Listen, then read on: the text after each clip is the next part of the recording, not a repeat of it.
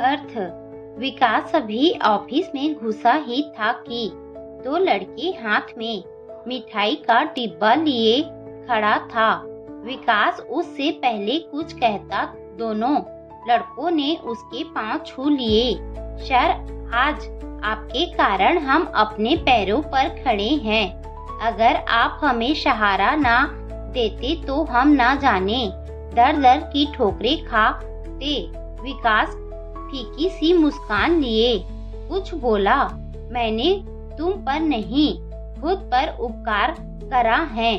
तुम लोग अपने मम्मी पापा का नाम रोशन करो, बस ये ही मेरा सपना है।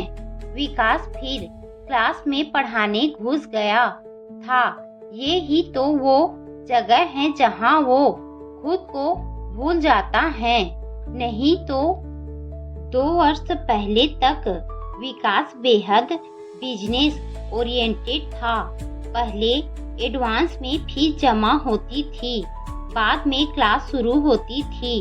विकास हर बच्चे को एक प्रोडक्ट की तरह देखता था।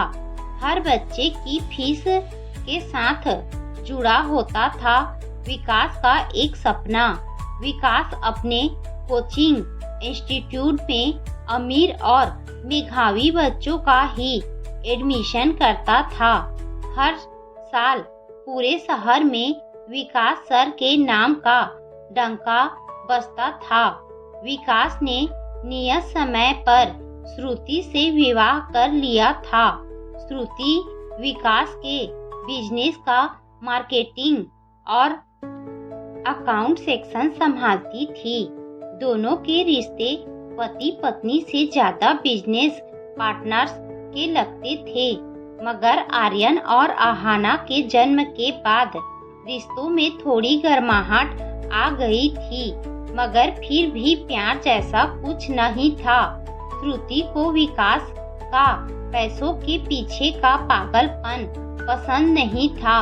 उसे लगता विकास के अंदर एक शिक्षाविद नहीं बल्कि एक कंजूस और चालाक व्यापारी है। कितनी बार श्रुति ने महसूस किया था कि विकास बच्चों के भविष्य के साथ खिलवाड़ कर रहा है। अगर उसे लगता कि कोई बच्चा उसके इंस्टीट्यूट का रिजल्ट खराब कर सकता है तो वो उसे बाहर कर देता था। विकास के ऐसे करने से अक्सर उस छात्र का मॉरल इतना डाउन हो जाता था कि वो छात्र खुद को नकारा मानकर घर ही बैठ जाता था। श्रुति की इस बात पर विकास से बहुत बार बहस भी हो जाती थी। विकास, होनहार छात्र के साथ कामयाब होने में तुम्हारी क्या ही मेहनत है। जिन छात्रों को वास्तव में तुम्हारी जरूरत है उन्हें तो तुम कान पकड़ कर बाहर कर देते हो। विकास तिलमिला जाता और बोलता, मैंने कोई धर्मशाला नहीं खोल रखी है। अपने बच्चों के सुनहरे भविष्य के लिए मुझे ढेरों रुपये चाहिए। श्रुति और विकास के बीच इन्हीं बातों के कारण दूरी बढ़ती जा रही थी। फिर एक रोज विकास के इंस्टीट्यूट में समीर दाखिल लेता है। समीर पास के गांव का होनहार छात्र था। 12वीं में उसके 90% आए थे। आंखों में ढेरों सपने लिए उसने विकास सर के यहाँ एडमिशन लिया था। समीर के पिता ने जमीन को गिरवी रखकर इंस्टीट्यूट की फीस जमा करी थी। 2 महीने होते होते समीर को समझ आ गया था वो छोटे से गांव का टॉपर हो सकता है, मगर इस बड़े शहर में वो बस एक औसत वर्ग का छात्र ही है। उसे कड़ी मेहनत के साथ साथ एक अनुभवी गुरु की आवश्यकता है जो उसे हर कदम पर गाइड कर सके। मगर ठीक इसके विपरीत विकास ने समीर को एक दिन भरी कक्षा में कुएं का मेढक और रटने वाला पीर कहा था। कक्षा समाप्त होने पर शमीर को रोककर विकास ने कहा, तुम वापिस गांव चले जाओ, ये तुम्हारे बस का रोग नहीं है।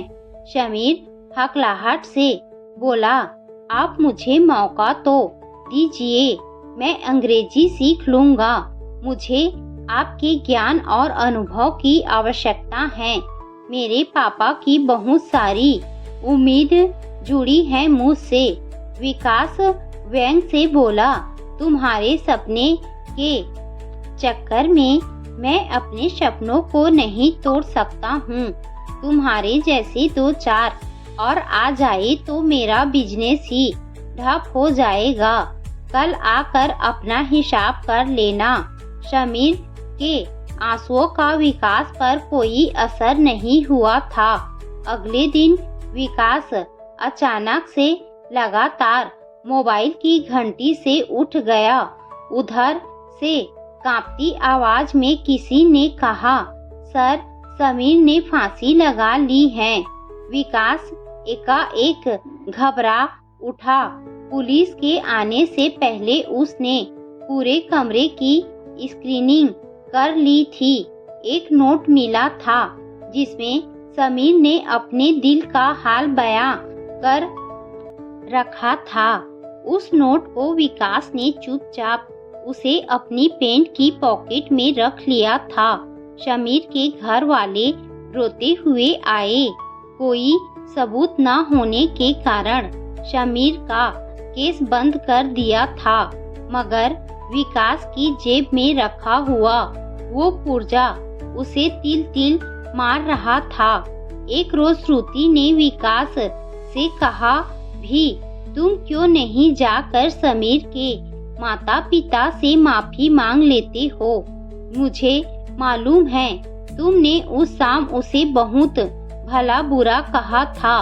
श्रुति की बात सुनते ही विकास भड़क उठा था। फिर एक रोज घर की सफाई करते हुए श्रुति के हाथ शमीर का नोट लग गया था। श्रुति तिलमिला उठी और उस रोज उनके घर भयंकर झगड़ा हुआ। विकास बोलता रहा, मैंने बस समीर को असलियत से वाकिफ कराया था। मैं कैसे उसकी मौत का जिम्मेदार हुआ? श्रुति धारा प्रवाह बोलती रही, भगवान की लाठी बेआवाज होती है। और तभी वो हादसा हो गया था। श्रुति और विकास कोचिंग सेंटर गए हुए थे जब शॉर्ट सर्किट होने के कारण विकास के घर में आग लग गई थी। और ये शॉर्ट सर्किट बस बच्चों के कमरे में ही हुआ था। जब दौड़ते भागता विकास पहुंचा तो बच्चों की बस राख ही मिल पाई। श्रुति फटी फटी आंखों से कभी विकास तो कभी बच्चों की राख को देख रही थी। दोनों ही काफी दिनों तक संज्ञा शून्य हो गए थे। जब विकास को होश आया तो उसका सब कुछ लूट गया था। बच्चे तो खो चुका था, श्रुति भी उसे छोड़कर जा चुकी थी। उसके कोचिंग इंस्टीट्यूट की हालत पतली हो गई थी। उसका इंस्टीट्यूट लगभग बंद होने के कगार पर था। हिम्मत जुटाकर विकास ने एक फैसला लिया और वो समीर के माता पिता से माफी मांगने गांव पहुंचा। वहां जाकर उसने उस शाम की पूरी बात बताई। साथ ही साथ समीर का लिखा हुआ वो पुर्जा भी विकास ने उनके सुपुर्द कर दिया। समीर के माता पिता ने विकास को माफ कर दिया था, क्योंकि उन्हें मालूम था कि ऊपर वाले ने विकास को बेहद कड़ी सजा दे दी है। वापिस आकर विकास ने फिर से पढ़ाना शुरू किया, मगर इस बार वो बिजनेस के लिए नहीं, खुद के लिए पढ़ा रहा था। गरीब छात्रों से वो कोई फीस नहीं लेता था। उसकी जिंदगी का मकसद अब घरों को रोशन करना था।